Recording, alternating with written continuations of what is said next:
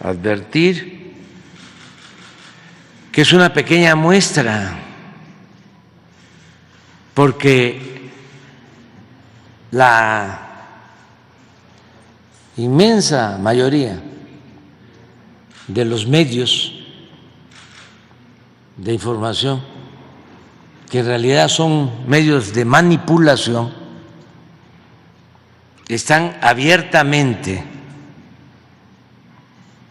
en contra de nosotros. Es una guerra sucia de todos los medios de información, con honrosas excepciones, todos, cadenas de radio completas, la mayoría de los periódicos, los analistas, comentaristas de la televisión, manejo de bots en las redes sociales,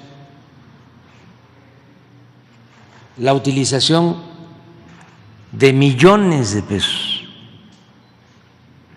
de procedencia ilegal,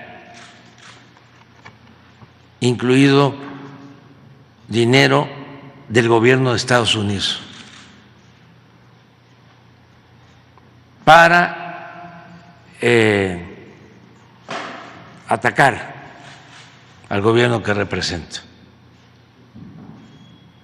Es una guerra mediática.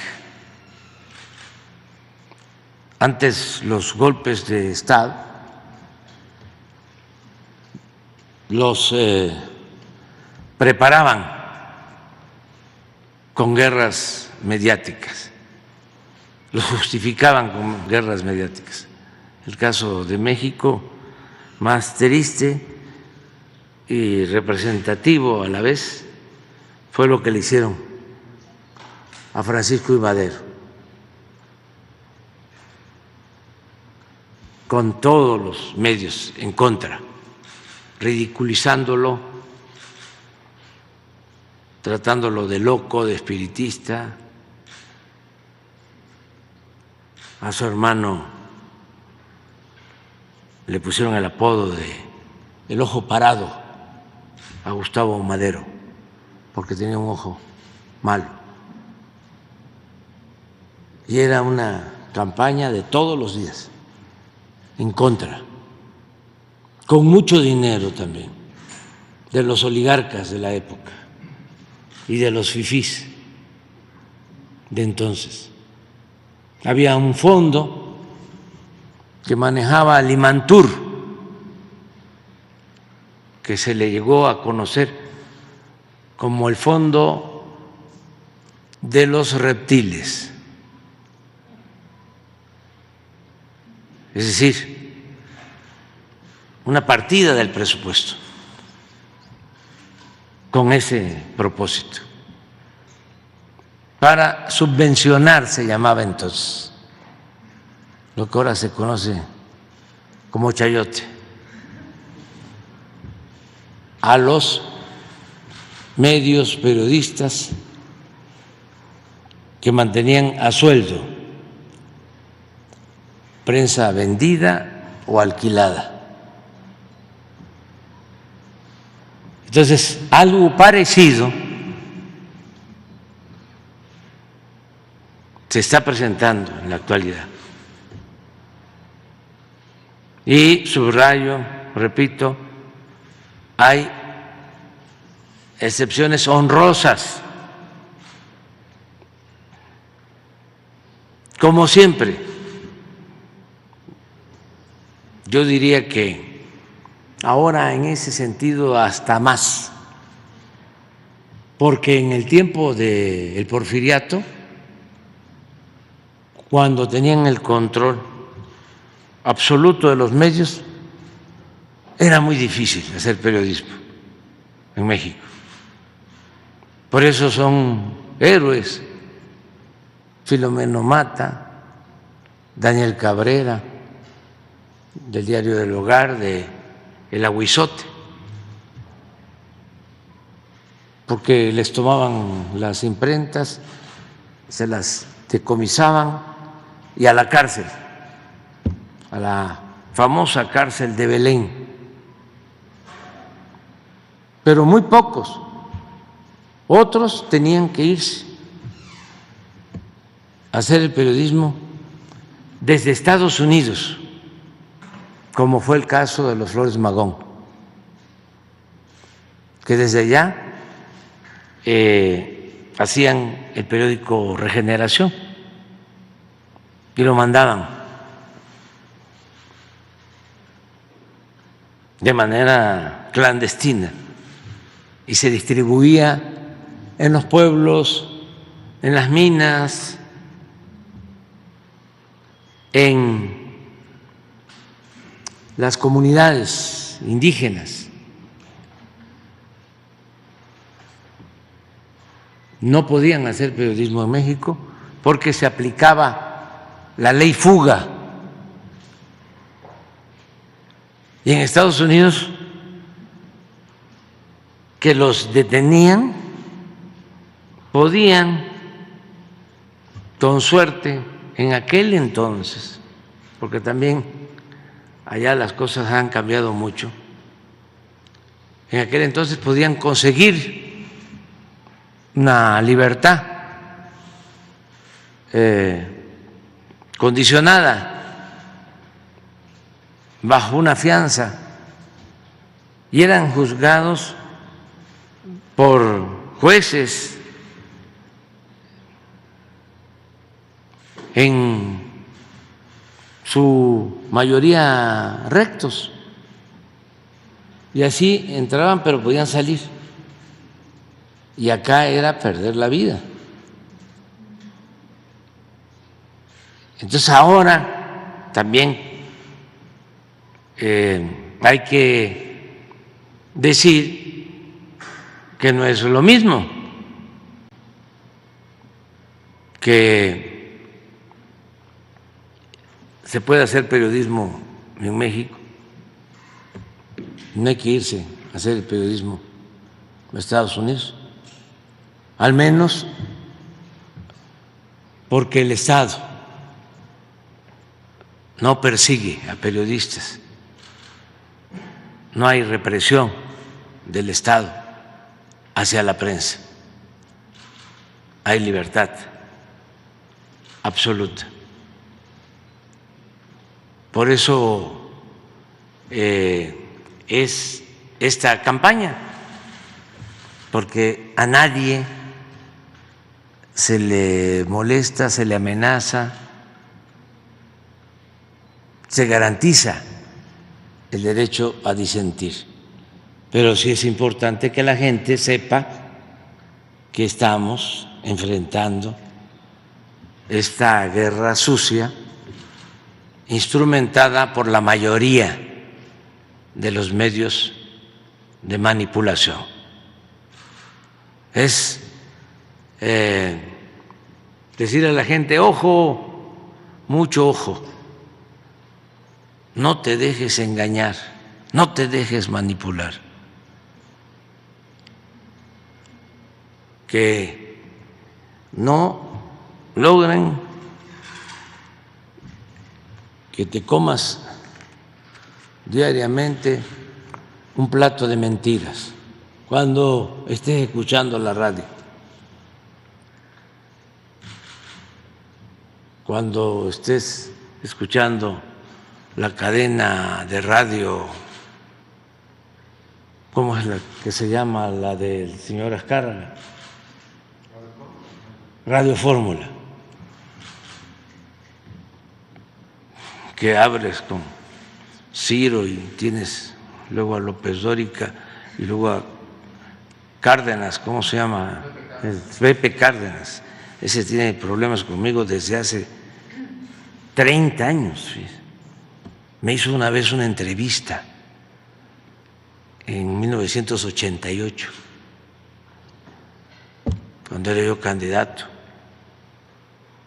a gobernador en Tabasco, pero grabada. o pregrabada, y nunca la pasó. ¿Quién sabe qué hizo con mi entrevista? Estoy esperando todavía escucharla. La enlató en el 88. ¿Cuántos años tiene eso? Como 30, ¿no? 35 desde entonces. Entonces, sale Ciro en la mañana con una información y nada sincronizado. Entonces, el que va en la radio, en la mañana, Ciro, ¿no? Mediodía, López Dóriga, y en la tarde le recetan a Pepe Cárdenas. Entonces los dejan así, los aturden, porque una mentira que se repite muchas veces, decía Goebbels, el propagandista de Hitler, puede convertirse en verdad. Y es la misma técnica, ¿no?, que se ha padecido por mucho tiempo, y es lo mismo de ahora. Como ya no puedo hablar mucho porque me cepillan, los del INE, los del Tribunal Electoral, voy a tener una sección nueva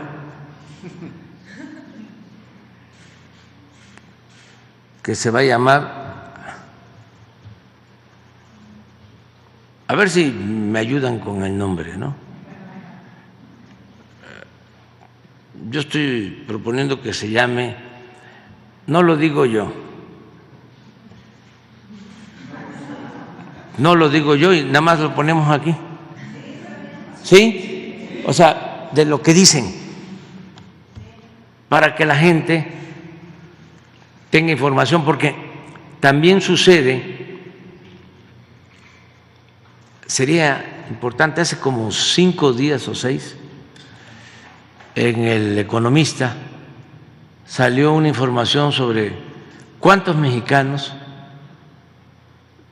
tienen computadora, cuántos mexicanos tienen acceso al Internet, cuántos mexicanos tienen acceso a la telefonía y cuántos mexicanos tienen acceso a la televisión.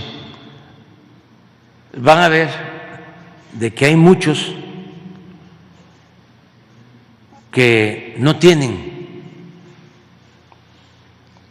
acceso a los medios o a la información, porque no cuentan con los medios, pues. Aparte de que hay censura, la información es selectiva. Hay una tablita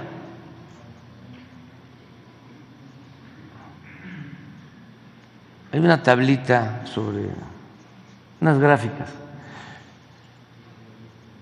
Entonces, se da a conocer nada más lo que les conviene. Hay muchas cosas que se ocultan, por eso es bueno que aquí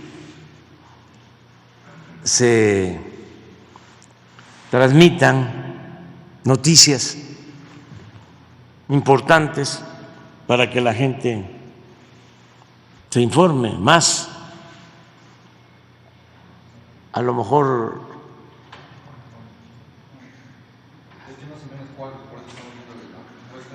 el cuadro, no, pero el cuadro lo tiene, sí es con información del INEGI. Sí, aquí está, ese es. Mire,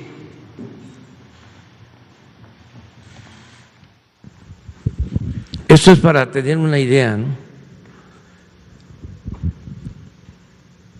En telefonía, en el medio rural, teléfonos, solo el 88.8, es decir, hay 12%. Estamos hablando de 12 millones de habitantes que no tienen telefonía en lo rural, y en lo urbano estaríamos hablando como de 3 millones, 4.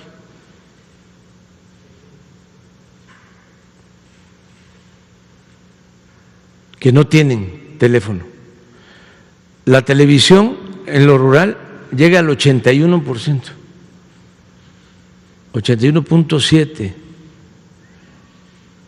No olvidar que somos 128 millones de habitantes.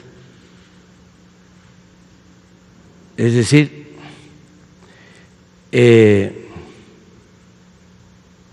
pues son como el 20%, serían como 15, ¿no? No, 25 millones, 24 o 25 millones, que no tienen televisor. En el medio urbano, 93.3 tiene, pero de todas maneras estamos hablando como de 10 millones que no tienen en lo urbano. Internet, no, aquí está, en lo rural, pues estamos hablando de población como de 60 millones.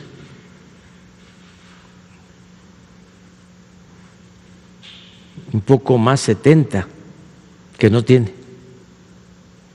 Y en lo urbano, pues sí, como 30 millones que no tienen internet. Computadoras, solo el 20.5. O sea, aquí sí, como 100 millones que no tienen. Y en lo rural, la mitad, como 60. Esto es importante, porque a veces pensamos, por ejemplo, los que se manejan en redes sociales, se piensa que todo el mundo está informado. Si sacamos aquí el promedio, estaríamos hablando del 60%, 65%, 35% no tiene, y no todo el Internet se usa para la conversación de redes sociales, es un porcentaje menor. Entonces, por eso sí hay que difundir todo. Les voy a poner un ejemplo, y así vamos a empezar la nueva sección. Le vamos a pedir aquí a Elizabeth que nos espere, por favor, y a Martí Batres, nuestro jefe de gobierno. Y digo nuestro jefe de gobierno porque yo vivo aquí.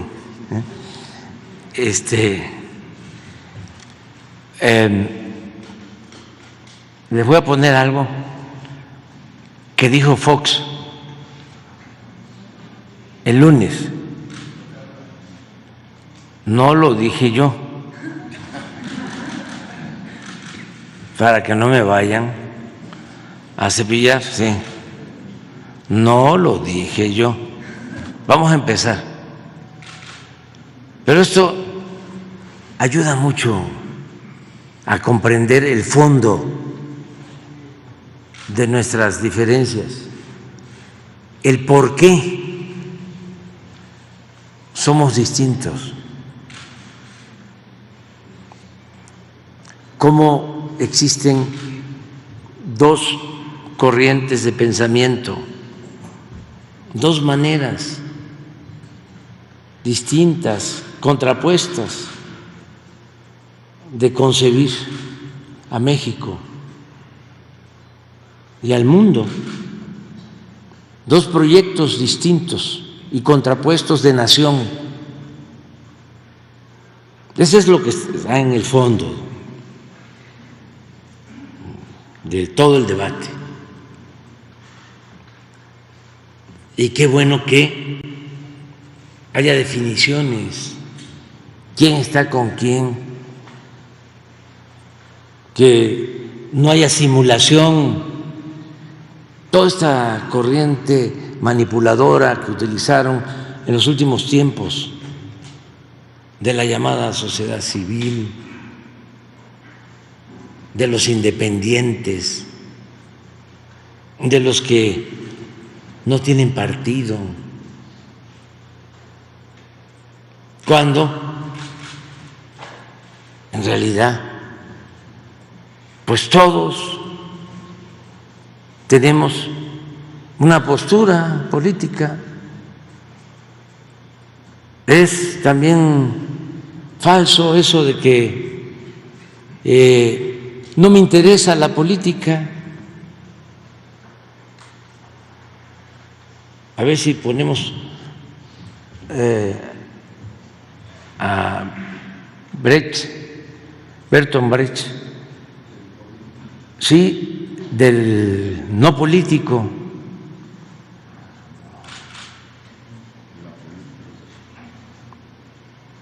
Del que dice no ser político.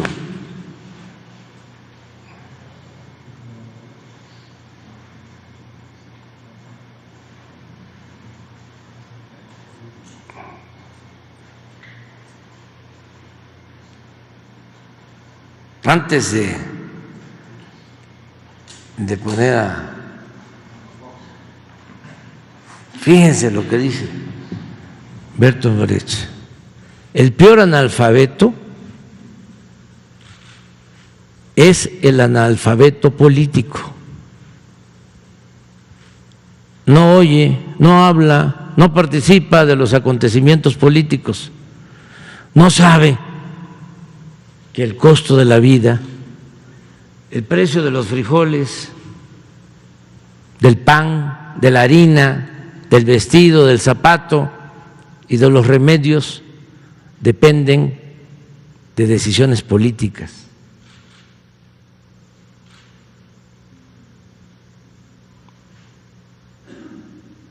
Pero para que la gente no participara, empezaron a decir que no nos interesáramos en la política, que se le diera distancia a todo lo relacionado con la política, que lo mejor era la sociedad civil, los independientes.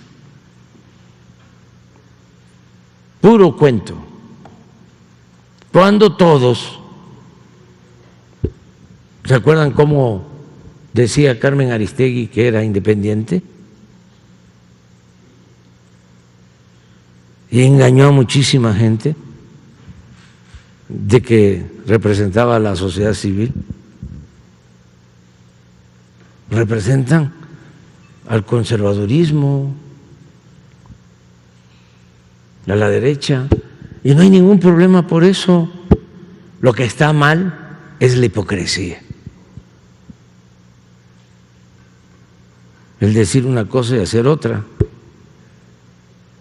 el no ser consecuente.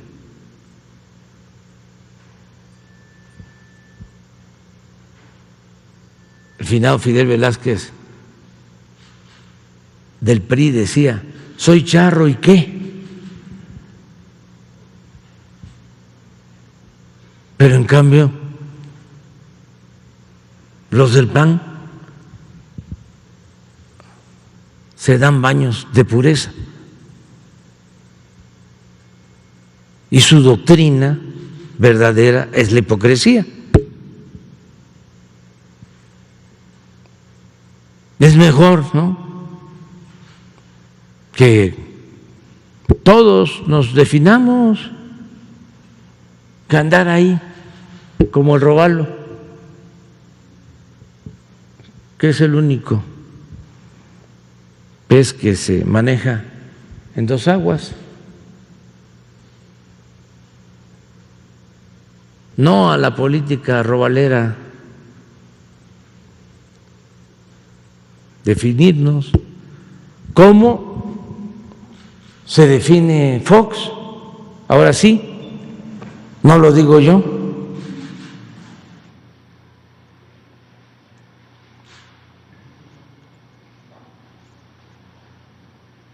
Por cierto, de su pensión, ¿cómo va, don Vicente? Pues batallando para sobrevivir económicamente. Sí me ha costado trabajo, la pérdida de la pensión, la pérdida de los apoyos de talento y de recurso humano y la pérdida de los seguros, el seguro de gastos médicos mayores.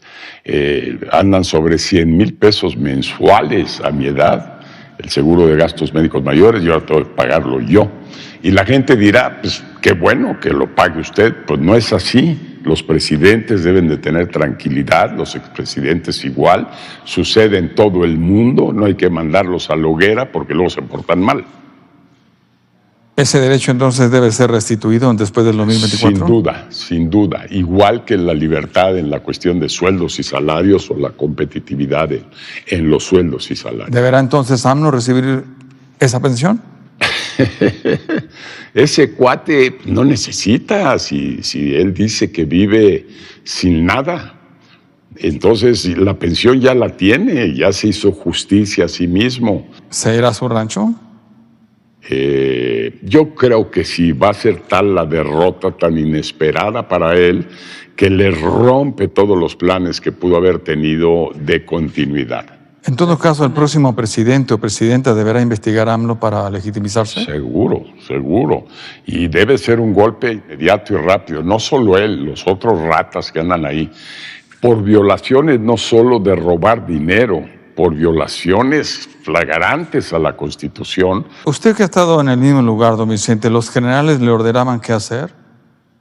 Otra pregunta súper interesante. No son los generales y habría que conocer cuáles andan del lado del que está ahí con las montón de medallas y montón probablemente de dinero, porque lo han maiciado más que a nadie. ¿Debe ser investigado entonces los altos mandos por enriquecimiento iluso y actos de corrupción? Sin duda. En fin, ¿sobreviviremos a la cuarta transformación? Sí, con un país marchito, destruido, una apatía de la gente por la política, por el gobierno. Hay que reconstruir un futuro alegre, un futuro optimista, un futuro real que este país puede tener, debe tener, y alguien se lo tiene que traer. ¿Usted sobrevivirá? Yo, pues, espero que pasar de los 100. ¿Cómo debemos despedirlo? Con un beso y un abrazo. ¿Cómo me tienes que despedir del programa? Ojalá con buena información para la gente. De la vida, repito, me queda un tramo que recorrer, espero largo. ¿La advertencia para el país? Ojalá y Xóchitl nos cubra eso, de que los huevones no caben en el gobierno y tampoco en el país. Ya se acabó que estés recibiendo programas sociales.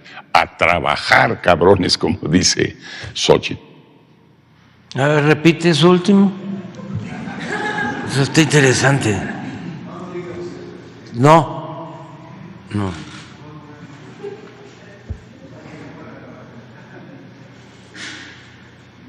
Es que eso es el meollo, pues, del asunto.